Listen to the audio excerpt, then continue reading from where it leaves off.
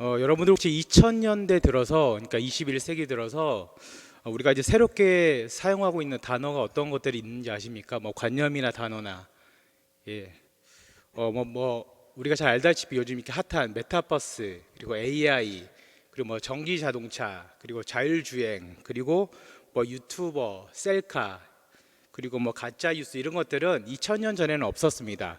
2000년대 이후에, 그리고 21세기 이후에 등장한 단어들입니다. 그런데 이런 말들 말고 우리가 이전부터 사용했지만 2000년 전에는 잘 사용하지 않다가 2000년대 이후에 자주 사용하는 그런 말들이나 관념들이 있습니다. 혹시 어떤 건지 아십니까? 네, 뭐가 있을까요? 네, 여러분 혹시 관계라는 말 아시죠? 관계. 예. 아마 다들 많이 사용하실 텐데 이 관계라는 말을 2000년 전에는 제가 알기로는 별로 사용하지 않았습니다. 엄밀히 말하면 관계 개선, 뭐 관계 회복 이런 말들은 2000년 전에는 거의 없던 말들이었습니다. 그리고 상담이라는 분야도 2000년 전에는 그렇게 활발하게 이렇게 우리 사회의 큰 분야로 자리 잡고 있지는 않았습니다. 그런데 오늘날 우리는 뭐 부모와 자녀 관계, 혹은 뭐 부부 관계, 혹은 뭐 타인과의 관계, 이런 다양한 관계 개선을 위한, 관계 회복을 위한 그런 책들과 TV 프로그램들이 넘치는 세상에서 살고 있습니다. 그리고 수많은 지역 센터들이나 정부 기관에서 이렇게 관계 회복을 위한 다양한 프로그램들이 진행 중에 있습니다. 이렇게 관계 개선을 위한 많은 프로그램들이나 이렇게 책들이 질비하고 있고 사회 분위기도 여기에 이제 힘을 실어주고 있습니다. 그런데 이렇게 이전보다 더 관계에 더 집중하고 있는데 우리들의 관계는 이전보다 나아지는 것 같지는 않습니다. 오히려 세대를 거듭할수록 그 세대는 더 쪼개지고 그 세대 사이의 간극은 더 멀어지는 것 같습니다. 부부 사이도 마찬가지고 특별히 부모 자녀 관계가 이전보다도 훨씬 더 많이 이렇게 벌어진 것 같습니다. 그리고 서로 간의 개인 간의 관계도 마찬가지인 것 같습니다. 여러분 왜 이런 일들이 반복되는 걸까요? 왜 이런 간극들이 세대 간에 그리고 성별 간에 혹은 이제 요번에 이제 대선 치르면서 많이 느끼셨죠? 각 진영 간의 간극들이 왜 계속해서 벌어지는 걸까요? 그렇다고 오늘 이렇게 설교 시간에 뭐 심리 상담이나 이런 것을 논할 마음은 전혀 없습니다. 제가 오늘 이 시간 여러분들하고 나누고 싶은 이야기는 뭐냐면 개인 간의 관계나 집단 간의 관계나 이걸 떠나서서 이것을 넘어서는 진짜 우리 화평이 무엇이고 평화가 무엇인지 한번 알아보도록 하겠습니다. 그래서 오늘 특별히 이 시간을 통해서 화평이 무엇이고 우리가 어떻게 하면 화평케 하는 사람으로 살아가고 그리고 성경에서는 화평을 어떻게 이야기하고 있는지 자세하게 알아보도록 하겠습니다. 그 첫 번째가 바로 세상의 평화와 그리스도의 화평입니다. 세상의 평화와 그리스도의 화평. 여기 이제 사진 보면 아실 텐데 여러분 요즘 뉴스에서 가장 많이 등장하고 매일같이 나오는 그런 뉴스가 뭔가요? 예. 뭔지 알겠죠? 러시아 침공에 따른 우크라이나 전쟁입니다. 러시아는 우크라이나의 그 나토 가입을 빌미 삼아서 과거 그 공산국가였던 소련의 영광을 재현하기 위해서 얼마 전에는 크림반도를 침공했고 최근에는 우크라이나를 침공했습니다. 대부분의 전쟁이 그러하듯이 명분보다는 실익이 우선입니다. 여러분 전쟁에서 실익이 뭘까요? 전쟁은 무조건 이겨야 돼요. 그렇기 때문에 러시아는 앞뒤 가리지 않고 무차별적으로 우크라이나를 공격하고 있습니다. 그래서 전장에서 군인은 군인만 상대한다는 기본 원칙을 어기고 민간인 지역에 무차별 폭격을 가하고 있습니다. 이로 인해서 정말 집계도 안 되는 수많은 사람들이 매일같이 죽어가고 있습니다. 21세기를 우리는 살아가고 있습니다. 어느 시대보다도 인권과 생명이 중요한 이 시대에 하루에도 정말 작게는 수십 명, 많게는 수백 명의 사람들이 소리 소문 없이 죽어가고 있습니다. 여러분 이해가 되십니까? 이러한 야만적인 전쟁을 막고자 세계가 하는 것은 미국을 비롯한 서방 국가가 하는 것은 경제 제재 정도밖에는 못합니다. 그로 인해서 러시아의 루블화가 폭락했지만 여전히 저 사진 속에 있는 독재자 푸틴의 지지율은 80%를 상회하고 있습니다. 저기 사진 중간에 그 어떤 아이 아빠가 아이를 끌어안고 있는 거 보이시나요? 우크라이나 전쟁이 발발한 지 얼마 되지 않아서 강제 징집령이 내려졌습니다. 나이 몇 세 이상은 무조건 군대로 징집됩니다. 그때 아빠와 딸이 헤어지는 장면입니다. 저러한 일들이 지구 반대편에서 일어나고 있습니다. 사랑하는 성도님 여러분, 이 세상이 전쟁을 억제하기 위해서 할 수 있는 것은 겨우 경제 제재 정도를 가해서 그 전쟁을 잠시 멈추게 하는 거나 그 이후에 평화 협정을 맺어서 잠깐 전쟁을 스탑시키는 거, 그 정도밖에는 할 수 없습니다. 절대로 전쟁의 그 불씨를 사라지게 할 수는 없습니다. 2차 대전 이후에 여러분 수많은 평화 조약들이 만들어졌습니다. 그러나 실제적으로 지켜지고 있는 것은 거의 없습니다. 중동에서는 여전히 전쟁이 끊이지 않고 있습니다. 우리나라는 어떻습니까? 여전히 불안한 가운데 우리는 살아가고 있습니다. 러시아와 중국은 계속해서 그들의 옛 영토인 동유럽과 대만을 어떻게 해보려고 애쓰고 있습니다. 그리고 이뿐만 아니라 국제법상 군대를 만들면 안 되는 일본조차도 자위대를 비대하게 키워서 다시 동북아시아를 위협하고 있습니다. 또한 전쟁뿐만 아니라 테러의 위협은 어떻습니까? 여러분 기억하십니까? 2001년 9월 11일 미국의 세계무역센터가 비행기 2대에 충돌당해서 무너졌습니다. 미국과 유럽에서는 이후에도 계속 이슬람 무장단체들의 테러가 일어나고 있습니다. 저는 그 테러를 정말 눈앞에서 겪은 사람이고 하마터면 저도 큰일 날 뻔한 사람이었습니다. 물론 제가 이제 9.11 테러 때는 거기 있지는 않았지만 그 테러가 일어나기 몇 달 전에 바로 미국을 갔었고 TV에서 이렇게 뭐가 나오기에 저는 그때 영어를 하나도 못 알아들으니까 무슨 영화인 줄 알았어요. 근데 그게 진짜 무너졌더라고요. 그리고 제가 미국 보스턴에서 신학 공부를 할 때 일이었습니다. 2013년 4월 15일 117회 보스턴 마라톤이 있던 날이었습니다. 참고로 보스턴 마라톤은 세계 4대 마라톤 대회 중 하나이고 우리나라 이봉주 선수가 2001년도에 우승한 대회로도 아주 유명한 대회입니다. 지금까지 1차 대전, 2차 대전 그리고 코로나 시대를 빼고 단 3차례만 열리지 않았고 매년 보스턴 마라톤은 개최되었습니다. 참가 인원만 매년 2만 명, 그리고 그걸 관람하는 사람들은 50만 명입니다. 저와 아내도 이 유명한 마라톤을 구경하기 위해서 집에서 일찍 나가서 좋은 자리를 잡으려고 했습니다. 저희가 늘 가던 보스턴 퍼블릭 라이브러리도 근처에 있어서 간 김에 도서관도 갔다가 그러려고 했습니다. 근데 제가 하필 그날 늦잠을 잤어요. 그래서 못 갔어요. 그래서 어쩔 수 없이 TV를 틀어서 보는데 막 연기가 피어올라요. 결승전 부근에서 폭탄이 터진 거예요. 수십만 명이 모인 그 자리에서 저기 사진 보이시나요? 피범벅이 된 저 거리. 당시 대외적으로는 공식 집계된 사망자는 3명, 그리고 부상자는 180명이었습니다. 근데 그 로컬 뉴스, 그 지역 뉴스에서는 30명 정도가 죽었다 그랬고, 저 근처 이제 보스턴 어느 병원에서 일하고 있는 그 외과 의사인 제 친구가 있는데 그 친구가 이래요. 광원아, 내가 수습한 시신만 해도 39가 넘어. 말도 안 되는 소리 하지 마. 그러니까 당시 어떤 소문이 돌았냐면 최소 100명 이상이 죽었고 수백 명이 다쳤다는 얘기가 돌았습니다. 사랑하는 성도님 여러분, 인류는 제1차 대전, 2차 대전을 통해서 그리고 여러 전쟁과 테러를 통해서 많은 대가를 치렀지만 여전히 우리 스스로가 스스로를 위협하고 있습니다. 왜냐하면 인간은 기본적으로 죄성 가득한 존재이고 이런 죄성 가득한 우리들이 모여있는 집단인 나라나 민족이나 단체는 어쩔 수 없이 그 죄성을 드러나게 되기 때문입니다. 이런 측면에서 세상에서 말하는 평화는 무엇입니까?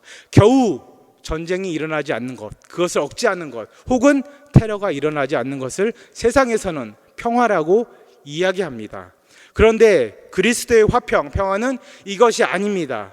오늘 본문에서는 예수님 자체가 화평이고 평화라고 이야기하고 있습니다. 오늘 본문 에베소서 2장 14절을 우리 다 같이 한번 읽어보겠습니다. 시작. 그는 우리의 화평이신지라 둘로 하나를 만드사 원수된 것을 곧 중간에 막힌 담을 자기 육체로 허시고.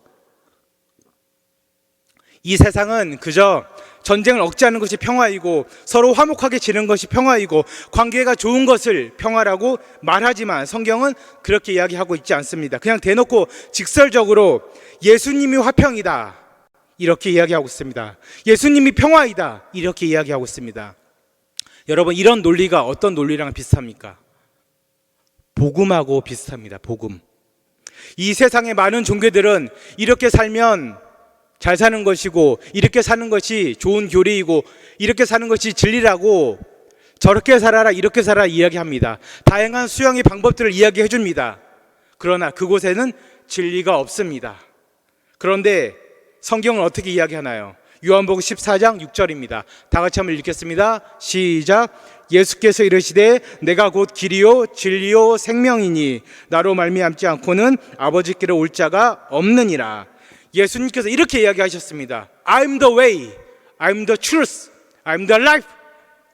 내가 곧 길이요 진리요 생명이다. 이렇게 얘기했습니다. 저렇게 해라 이렇게 해라 이야기한 것이 아니라 내가 복음이다, 내가 길이다, 내가 진리이다, 내가 생명이다 이렇게 이야기했습니다. 오늘 본문에서도 동일하게 내가 평화이다 예수님께서는 이렇게 말씀하셨습니다. 예수님 그 자체가 평화인 것입니다. 이러한 측면에서 세상에서 말하는 평화와 성경에서 말하는 평화는 분명 그 차이가 분명합니다. 오늘 이 부분에 대해서 어떻게 다른지 계속해서 알아보도록 하겠습니다. 두 번째로 우리가 알아야 될 부분은 개인의 평화와 하나님 나라의 평화입니다. 개인의 평화와 하나님 나라의 평화. 여러분, 이 세상은 언제부터인가 개인의 행복에 집중하기 시작했습니다. 그러면서 점차 공동체 의식과 특별히 하나님 나라에 대한 그 관념은 점점 왜곡되었고 사라지기 시작했습니다. 여기서 말하는 공동체 의식, 그것이 무엇인가요? 그냥 누가 뭐 잘못했으면 같이 책임지는 그런 연대 책임, 그 정도를 이야기하는 것이 아닙니다. 과거 우리는 산업화 시대를 겪으면서 뭐가 제일 중요했습니까? 먹고 사는 것이 제일 중요했습니다. 일제강점기와 6.25를 겪으면서 우리는 너무나도 못 먹었기에, 너무나도 이것저것 다 빼앗기기에 그냥 끼니 하나 때울 수 있으면, 채울 수 있으면 그것이 행복이라고 생각했습니다. 그렇기 때문에 그 당시에는 개인의 행복, 이것이 중요한 것이 아니라 가족의 부양을 위해서, 내 자녀들을 위해서 나를 희생하는 것이 어찌 보면 당연하게 여겨지던 시대였습니다. 그러나 산업화가 점점 진행되면서 우리나라는 급속도로 발전되기 시작했고 우리는 점점점 풍요롭게 살기 시작했습니다. 그래서 요즘은 무엇을 걱정합니까? 가장 큰 걱정, 오늘 뭘 먹지? 여러분 오늘 점심 뭐 드셨습니까? 고민하지 않으셨습니까? 우리나라 국민들의 최대의 고민 뭘까요? 애들한테는 그거죠. 엄마가 좋아, 아빠가 좋아. 그거에 상응하는 가장 큰 질문. 중국집 가서 짜장면 먹을까, 짬뽕 먹을까? 미치겠죠. 저도 최근에 일주일 동안 2번이나 먹었는데 매번 실패했어요. 여러분 우스갯소리로 이야기했지만 우리는 풍족한 시대를 살다 보니까 이제는 더 이상 가족이나 공동체에 대해서 신경 쓰지 않고 나에 집중하기 시작했습니다. 개인의 행복에, 꿈에, 비전에 집중하기 시작했습니다. 나만의 행복에 집중하기 시작했습니다. 평화의 문제도 마찬가지입니다. 내가 평안하면 이것이 평화라고 착각하며 우리는 살아가기 시작했습니다. 그저 타인과 싸우지 않고 적당한 거리를 유지하면서 무난하게 지내는 것, 이거를 평화라고 착각했습니다. 관계를 잘하는 것이라고 착각했습니다. 이것이 화평이라고 착각하며 살아가고 있습니다. 사랑하는 성도님 여러분, 이것이 평화입니까? 물론 평화 맞아요. 아주 작은 의미에서 관계 잘하는 거, 내 마음이 평안한 거, 평화 맞습니다. 최근에 일어난 가평 계곡 살인 사건 기억하시나요? 지금 열심히 조사받고 있는데 그런 걸 보면 개인 간의 평화가 정말 중요한 것 같아요. 특히 부부 간의 평화 정말 중요한 것 같습니다. 보험금 때문에 내연남과 계획해서 남편을 죽이고 그리고 그 전에 남자친구들도 의문사를 했습니다. 남편들도 마찬가지고 그래서 그 피의자가 계속해서 조사를 받고 있습니다. 저도 이 기사를 보고 혹시 몰라서 요즘 조심하고 있습니다. 아내가 뭐 이렇게 여보 마시세요 주면은 벌컥벌컥 안 마셔요. 그냥 이렇게 맛본 다음에 괜찮나 이렇게 맛보고 먹고, 그리고 아내와 어디 함께 갈 때 이렇게 위험한 곳 있으면 제가 앞에 안 갑니다. 혹시라도 이렇게 밀지는 않을까 항상 조심합니다. 그리고 항상 문자를 제가 보내고 나서 확인을 해요. 뭐 잘못 보낸 건 없나, 마음을 상하게 하는 건 없나, 아주 조심하고 있습니다. 사랑하는 성도님 여러분, 가까운 사람과 잘 지내는 것 평화 맞습니다. 그러나 이것이 평화의 전부가 아닙니다. 우리가 하나님의 말씀이라고 믿는 성경에서 말하는 평화는 성경에서 두 가지로 이야기하고 있습니다. 첫째, 구약에서 샬롬이라고 이야기하고 있고, 그리고 바로 오늘 본문에 인용된 신약에서는 에이레네 이렇게 표현하고 있습니다. 먼저 구약의 샬롬은 구약에서 총 236번이나 사용되었습니다. 이것은 완전성, 총체성, 그리고 혹은 복지 등의 의미로 사용되었습니다. 이 샬롬의 동사형은 샬렘인데 이것은 완전하게 되다, 완전하게 만들다, 그리고 끝마치다, 끝나게 하다 이런 뜻이 있고 온전한 삶, 건강, 치유, 번영, 형통 이런 데 쓰입니다. 그러나 중요한 것은 여기서 말하는 번영과 형통은 개인의 번영과 형통이 아니라 공동체의, 우리 모두의 번영과 형통을 이야기하는 것입니다. 이것이 바로 다른 것입니다. 여러분, 이 부분을 잘 기억하면은 우리가 샬롬을 이해하는 데도 편하고 특별히 우리 예수님의 평화를 이해하는 데도 아주 도움이 될 것입니다. 그리고 무엇보다도 구약에서 말하는 샬롬은 우리의 노력으로 얻어진 산물이 아니라 하나님의 선물이라고 이야기하고 있습니다. 하나님의 선물. 그리고 오늘 본문에 사용된 신약의 에이레네에 대해서 말씀드리겠습니다. 에이레네는 신약에서 총 92번, 92번 사용되었습니다. 그 뜻은 평화, 마음의 평화 이렇게 해석이 됩니다. 그리고 유대인의 장례식이나 임종 때 그 드리는 평화의 기도도 에이레네 이렇게 표현했습니다. 그리고 히브리적 사고에서 개인의 안녕, 복지를 표현할 때도 이 에이레네를 물론 사용하긴 했습니다. 이러한 측면에서 신약의 평화인 에이레네는 자세히 보면은 구약의 샬롬을 다 포함하고 있습니다. 이해를 돕기 위해서 이 에이레네가 있는 구절을 몇 구절 같이 보도록 하겠습니다. 먼저 요한복음 20장 19절 하반절입니다. 우리 다 같이 읽겠습니다. 시작. 예수께서 오사 가운데 서서 이르시되, 아멘. 그 다음입니다. 로마서 1장 말씀입니다. 시작. 하나님 우리 아버지와 주 예수 그리스도로부터 은혜와 평강이 있기를 원하노라. 그리고 마지막으로 에이레네는 전쟁이나 핍박 그리고 무질서의 반대말로도 사용되었습니다. 고린도전서 14장 33절 말씀을 다 같이 읽겠습니다. 시작. 하나님은 무질서의 하나님이 아니시오 오직 화평의 하나님이시니이다. 아멘. 이렇게 기록하고 있습니다. 그리고 이제 성경에서 말하는 화평, 평화인 샬롬과 에이레네가 우리가 흔히 이해하고 알고 있는 마음의 평안, 내적인 평안과 또 어떻게 다른지 함께 알아보도록 하겠습니다. 물론 샬롬의 의미에도 내적 평안, 정신적 평안이 조금은 포함되어 있습니다. 그 대표적 구절이 바로 시편 116편 7절 말씀입니다. 다 같이 읽겠습니다. 시작. 내 영혼아 내 평안함으로 돌아갈지어다 여호와께서 너를 후대하심이로다. 이런 관념은 뭐하고 비슷하냐면 우리가 복이라는 관념하고 비슷합니다. 복 그러면 하나님께서 우리에게 주시는 복은 블레싱이에요. 블레싱. 근데 우리가 말하는 세상에서 복은 good fortune. 그러니까 여러 가지 좋은 것을 뜻하는 거예요. 우리가 느끼기에. 그런데 우리는 이 세상의 복에만 집중하면 조금 위험해요. 그러나 그렇다고 건강이나 물질적 풍요나 세상의 복을 죄악시할 필요는 없습니다. 왜냐하면 이 모든 세상의 복, 굿포춘도 큰 범위 안에서 하나님의 블레싱에, 하나님의 복에 다 포함되기 때문입니다. 다시 본론으로 돌아와서 오늘 본문에서 말씀하고 있는 화평, 평화의 의미인 에이레네에 대해서 조금만 더 알아보도록 하겠습니다. 이 에이레네는 역사적으로 보면은 우선 그 헬라어, 그릭을 모국어로 쓰는 그리스 사람들에게는 어떤 관념이었냐 하면은 적대감이 없는 태도, 소위 말하는 내가 이 사람한테 악감정이 없어요. 적대감이 없어요. 화난 것도 없고 미워하는 것도 없어요. 그런 태도를 에이레네 이렇게 표현했다고 합니다. 이 부분에서는 우리가 쉽게 이해하기 쉽게 전쟁과 당연히 반대말입니다.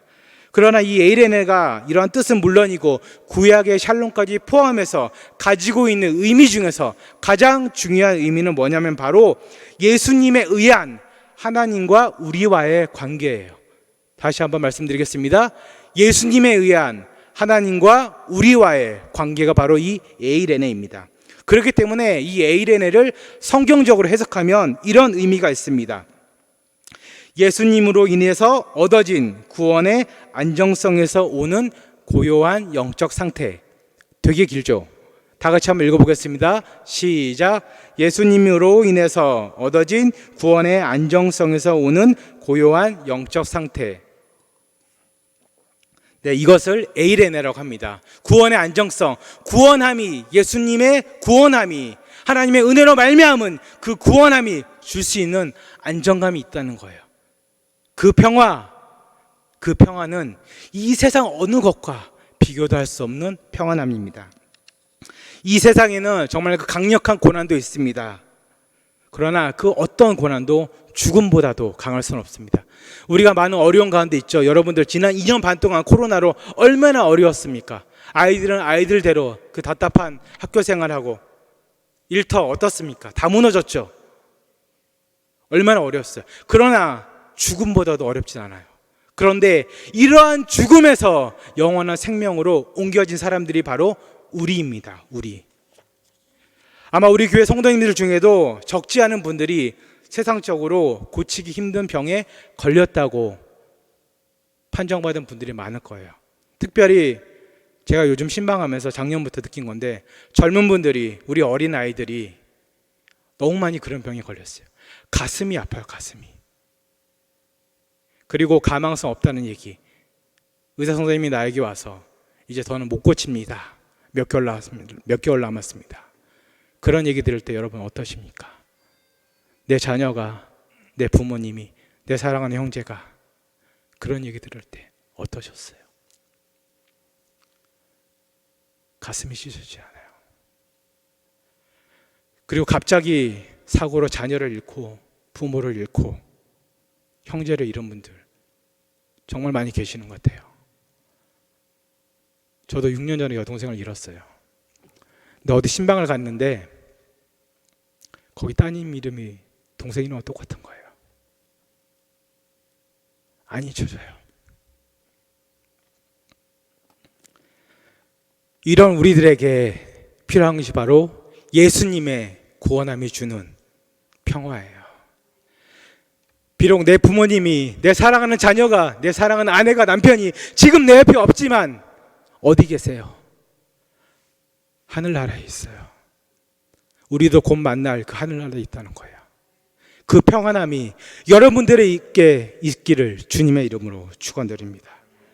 그리고 마지막 세 번째로 우리가 알아야 될 것은 우리가 예수님의 평화를 위해서, 그 평화를 전하기 위해서 지음받았다는 뜻입니다. 오늘 설교 제목이 한 새 사람을 지어입니다. 에베소서 2장 15절 말씀을 우리 다 같이 한번 읽어보겠습니다. 시작. 법전 몸으로 된 계명의 율법을 폐하셨으니 이는 이 둘로 자기 안에서 한 새 사람을 지어 화평케 하시고. 여기서 한 새 사람, 성경에 따라서 뭐 인류라고 해석된 곳도 있고 어떤 데는 one new man 해가지고 남자라고 해석된 경우도 있는데, 영어에서 man은 그냥 인류 전체나 혹은 사람들 전체를 뜻합니다. 그리고 여기 자기 안에서 in himself, 여기서 힘이 누구예요? 예수님, 예수 그리스도 안에서. 오늘 본문뿐만 아니라 신약의 대부분을 쓴 사도 바울이 가장 많이 쓴 관용구가 바로 그리스도 안에서, 예수님 안에서, in Christ, 이 표현을 가장 많이 썼어요. 그래서 in Christ, 그리스도 안에서, 이 뜻은 단순히 예수님 안에서 이 뜻만 있는 것이 아니라 예수님에 의한, 예수님으로 말미암아서, 그리고 예수님의 능력으로, 그 사랑으로, 그 보혈로, 그 모든 능력과 권세로 예수님을 통해서 이 모든 뜻을 가지고 있습니다. 하나님께서는 독생자 예수 그리스도를 이 땅에 보내셨고, 그 예수님으로 하여금 우리를 대신해서 십자가를 지게 하심으로 영원한 죽음에서 영원한 생명으로 우리를 옮겨 주셨습니다.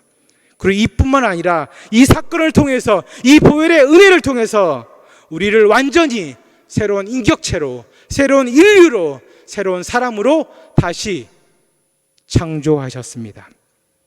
오늘 본문에서는 한 새 사람을 지어 좀 이렇게 부드럽게 표현됐지만, 영어 성경이나 원어 성경에서는 창조되었다, 헬러 크리티조를 써가지고 창조했다 이렇게 쓰고 있습니다.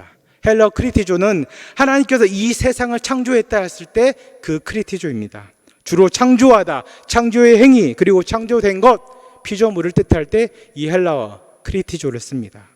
사랑하는 성도님 여러분, 우리는 그리고 우리들의 옛 자아는 이미 예수님과 함께 십자가에 못 박혔고 죽고 새롭게 태어난 새로운 인류입니다. 새로운 피조물입니다.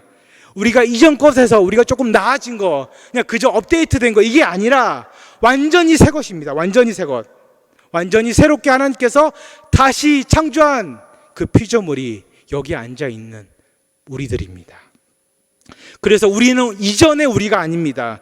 우리들의 이름은 그대로이고 우리들의 겉모습은 그대로이지만 우리들의 모든 생각과 그 사고와 목표와 살아가는 이유는 오로지 예수 그리스도의 보혈로 말미암아서 그것을 전하기 위해서 새롭게 완전히 탈바꿈되고 새롭게 창조되었습니다.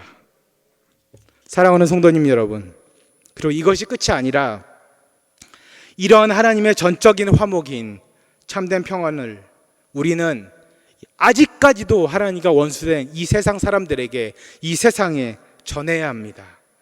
오늘 본문 에베소서 2장 15절 하반절과 그리고 18절을 함께 읽어보겠습니다. 먼저 15절입니다. 시작. 이는 둘로 자기 안에서 한 새 사람을 지어 화평케 하시고, 그리고 18절입니다. 이는 그로 말미암아 우리 둘이 한 성령 안에서 아버지께로 나아감을 얻게 하려 하심이라. 아멘. 우리를 한 새 사람으로 지은 이유는 여기 써 있죠. 화평케 하시고 making peace, 평화를 만들기 위해서, 평화를 위해서 우리를 한 새 사람으로 지으셨습니다. 그리고 그렇게 지은 이유가 또 하나 있습니다. 뭐죠? 아버지께로 나아감을 얻게 하려 함이라. 한국말 성경에는, 우리말 성경에는 뭐 나아간다 이렇게 멋있게 점잖게 표현됐지만 원어 성경에는 access to the Father, 하나님과 연결되게, 끊어졌던 하나님과의 그 관계가 연결되게 우리를 한 새 사람으로 창조하셨다는 것입니다. 사랑하는 성도님 여러분, 여기 앉은 우리 모두들은 이미 예수 그리스도의 보혈로 구원받은 사람들입니다. 이러한 우리들이 아직 이 땅에 남아있는 이유는 무엇입니까? 그 첫째도 전도요, 두 번째도 전도입니다. 바로 복음 전파 때문에 하나님께서는 아직도 우리를 이 땅에 남겨두셨습니다. 인쇄술이 발달해서 성경이 대량으로 생산되고 있습니다. 선교 동원이나 여러 집회를 통해서 한 해에 수천 명의 사람들이 선교사로 헌신하고 있습니다. 그런데 아직도 이 땅 가운데에는 복음을 전혀 들어보지 못한 미전도 종족이 있습니다. 수많은 나라들에서는 아직까지도 예배를 드린다고, 성경을 읽는다고, 찬송을 한다고 핍박당하고 있습니다. 여기 앉은 우리들처럼 이렇게 예배 드린다고 끌려가서 여러분 고문이 아니라 그냥 죽임을 당하고 있습니다. 이해가 되십니까? 믿어지십니까? 작년 6월입니다. 데일리 굿 뉴스에 실린 미 전도 종족 전문단체인 좌슈아 프로젝트에서는 이렇게 조사를 했습니다. 아직도 전체 복음화율이 2% 미만인 미 전도 종족은 7,400개입니다. 이거를 세계 인구로 환산하면 세계 인구의 무려 42%인 32억 명으로 추산된다고 합니다. 하나님께서는 우리들끼리만 좋고 우리들끼리만 예배드리고 교제하라고 우리를 먼저 부르셔서 그의 은혜로 주의 자녀 삼아 주신 것이 아닙니다. 성도들끼리의 코이노니아 정말 좋죠. 같이 밥도 먹고 교제도 하고 친목하고 너무 좋습니다. 그런데 여기서 끝나면 안 됩니다. 그 코이노니아가, 성도님들의 모임이 그 교제, 친목, 그것을 뛰어넘어야 됩니다. 삶을 나누어야 됩니다. 사랑을 나누어야 되고 신앙을 나누어야 되고 무엇보다도 복음을 나누어야 합니다. 삶을 나누는 것, 사랑을 나누는 것, 제가 한 가지 예를 드리겠습니다. 저랑 아주 친한 누나가 있습니다. 한국에서 피아노로 이제 대학을 졸업하고 미국으로 이제 석박사 통합과정을 갔습니다. 피아노로 갔습니다. 근데 간 곳이 어디냐면 미국에서도 아주 그 시골로 총구석으로 유명한 미국 북중부에 있는 캔사스로 갔습니다. 캔사스. 우리나라 대학원 학비 정말 비싸더라고요. 근데 미국은 만만치 않습니다. 더하면 더했지 덜하진 않습니다. 우리나라의 몇 배입니다. 뭐 의대는 말할 것도 없고 미대나 음대는 상상을 초월합니다. 진짜. 참고로 그 누나 아버님은 평생을 백령도에서 자그마한 교회를 섬기신 목사님이셨습니다. 그렇기 때문에 경제적으로 늘 어려웠어요. 근데 그 누나가 학비에 대한 전혀 어려움 없이 무사히 피아노 석박사를 공부하고 졸업했습니다. 너무 의아해서 제가 누나에게 물어봤습니다. 누나 어떻게 졸업했어? 물어보니까 자기는 개장학금을 받아요. 개장학금. 예, 개장학금. 뭔지 아십니까? 여러분 혹시 할머니들 그리고 우리 어머님들 개모임 해보셨나요? 개모임? 저는 처음 알았어요. 미국에도 개모임이 있더라고요. 동네 할머니들끼리 이렇게 삼삼오오 모여서 돈 모아서 뭐 이렇게 하더라고요. 근데 우리네 개모임 어떤가요? 그렇게 목돈을 모으면 주로 이제 뭐 자녀들 시집장가 보낼 때 쓰고 집안의 큰일 위해서 씁니다. 그런데 이제 그쪽 할머니들을 보니까 이제 그 누나처럼 어려운 유학생들, 가난한 유학생들 혹은 어려운 이웃들을 위해서 쓰더라고요. 여러분 이것이 코이노니아입니다. 단순히 밥 먹고 교제하는 것이 아니라 그것을 뛰어넘는 무언가가 우리에게 필요합니다. 우리 성도님들의 코이노니아, 우리 교회 안에도 참 여러 가지 많은 줄 아는데 우리들의 코이노니아도 그 모임도 그런 쪽으로 특별히 복음을 위해서 사랑을 나누고 삶을 나누는 쪽으로 흘러갔으면 좋겠습니다. 그리고 앞날을 두고 고민하고 기도하는 우리 교회 청년들 많죠. 그리고 이제 은퇴 이후에 좀 더 의미 있는 삶을 위해서 고민하는 우리 어르신들도 참 많은 걸로 알고 있습니다. 주저하지 마시고 조금 전에 제가 말씀드린 미 전도 종족 그 선교에 한번 그것을 두고 기도해 보시기 바랍니다. 제가 알기로는 제가 한국 나이로 40대 중반인데 제 또래 젊은 집사님들이 조금 더 젊었을 때 한 20대 중후반 때 많은 분들이 뭐 짧게는 몇 달, 길게는 1년, 2년 이렇게 원래 이런 표현 쓰면 안 되는데 단기 선교라는 것들을 많이 갔다 오셨더라고요. 그래서 제가 물었어요. 집사님 거기 갔다 오셔서 좋았던 게 뭐예요? 그러니까 처음에는 이제 그렇게 얘기해요. 목사님 제가 그 짧은 기간이지만 복음도 전하고 많은 사람들 섬기면서 느낀 게 뭐냐면 내가 앞으로 어떻게 살아야 될지 알겠더래요. 그리고 그동안 희미했던 선교의 관념이 잡혀왔다고 했습니다. 그리고 그렇기 때문에 내가 앞으로 왜 돈을 벌고 어떻게 살아야 되는지, 어떻게 헌금하고 또 어떻게 내가 선교에 더 인볼브해야 되는지 알게 되었다고 합니다. 그리고 나서 그거 말고 또 좋았던 건 뭐예요? 이렇게 물으니까 집사님들이 이렇게 얘기해요. 제가 그 선교 가기 전에는 정말 고민도 많고 어려움도 많고 여러 가지 해결 안 되는 여러 가지가 있었는데 그 기간 동안 하나님께서 다 해결해 주셨어요. 사랑하는 우리 교회 청년들 고민 많죠. 뭐 여기서 고민 하나 거기서 고민 하나 똑같은 시간이에요. 1, 2년 길 수도 있어요. 근데 여러분 고민하다 보면 1, 2년 금방 갑니다. 그리고 은퇴하신 분들 은퇴하기 1, 2년 전부터 생각했죠. 내가 은퇴하고 뭘 할까 했는데 딱 은퇴를 했어요. 그리고 나서 하다 보니까 벌써 1, 2년 지났어요. 여기서 고민할 바에 그런 데 가서 고민하시면서 하나님의 더 큰 은혜 특별히 응답을 받으시고 그 은혜를 체험하시는 여러분들이 되시기를 주님의 이름으로 축원드립니다. 최근에 우리 교회 장례가 정말 많았습니다. 여러분들 기억하시나요? 제가 알기로는 제가 이제 목장연합회 회장님한테 들었는데 3월 말 기준으로 그 장례에 일어난 건수가 작년에 절반을 넘어섰다고 합니다. 얼마 전에도 이제 몇몇 권사님들과 지사님들을 모시고 장례식장을 다녀왔습니다. 위로 예배를 마치고 함께 차를 타고 오는데 그 차 안에서 가장 이제 대빵 권사님, 가장 연세가 많은 권사님이 이제 밑에 이제 후배 집사님들한테 이런 얘기해요. 집사님들 나중에 후회하지 말고 걸을 수 있을 때 그리고 그나마 힘이 있을 때 주의 일을 해요. 나중에는 하고 싶어도 못해요. 어떻게 보면은 뻔한 얘기이고 당연한 얘기지만 그 권사님께서 최근에 큰 수술을 하셨기 때문에 더 그 말이 마음에 와닿았습니다. 사랑하는 성도님 여러분, 말씀을 맺도록 하겠습니다. 오늘 우리는 에베소 말씀을 통해서 무엇이 화평이고 그 화평이 누구로 말미암아서 우리에게 왔고 그리고 우리가 왜 그 평화를 전하며 살아야 되는지 함께 나누어 보았습니다. 먼저 화평은, 그 평화는 단순히 세상에서 말하는 뭐 전쟁이 없고 테러가 없는 그런 세상을 이야기하는 것이 아니라 예수님 자체가 평화라는 것입니다. 그리고 두 번째로 개인의 평안에만 신경 쓰는 세상에서 우리는 하나님 나라의 관점에서 평화를 생각해야 된다고 말씀드렸습니다.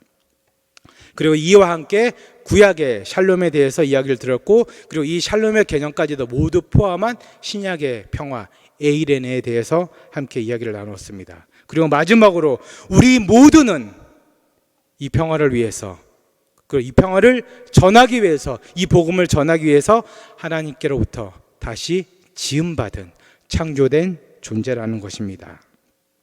사랑하는 성도님 여러분, 한 새 사람을 지어 하나님께서 여러분들을 새롭게 지어 주셨습니다.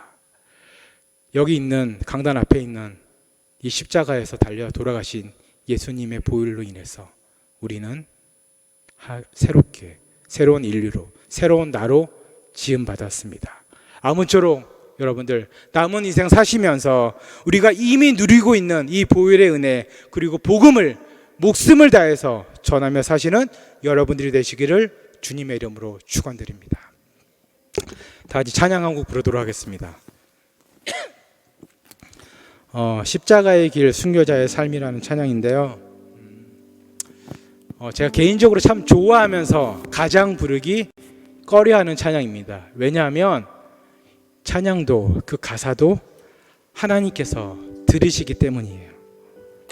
근데 오늘은 꼭 불렀으면 좋겠습니다. 왜냐하면 제 자신은 너무 잘 알아요. 제가 얼마나 약한 존재인지, 의지가 없는 존재인지 너무나 잘 알고 있어요. 그리고 제 안에 죄된 욕심이 얼마나 많은지 저도 너무나 잘 알고 있어요. 그렇기 때문에 내가 순교한다는 각오로 살지 않으면은 예수님의 복음은커녕 그 평화를 알지도 못하고 살 것 같아서 부르고 싶습니다. 사랑하는 성도님 여러분, 이 시간 다 같이 보혈의 은혜를 묵상하면서, 그리고 그 보혈의 은혜에 감사하면서, 그리고 그 보혈의 은혜를, 그 평화를, 그 복음을 전한다는 마음으로 다 함께 찬양하도록 하겠습니다.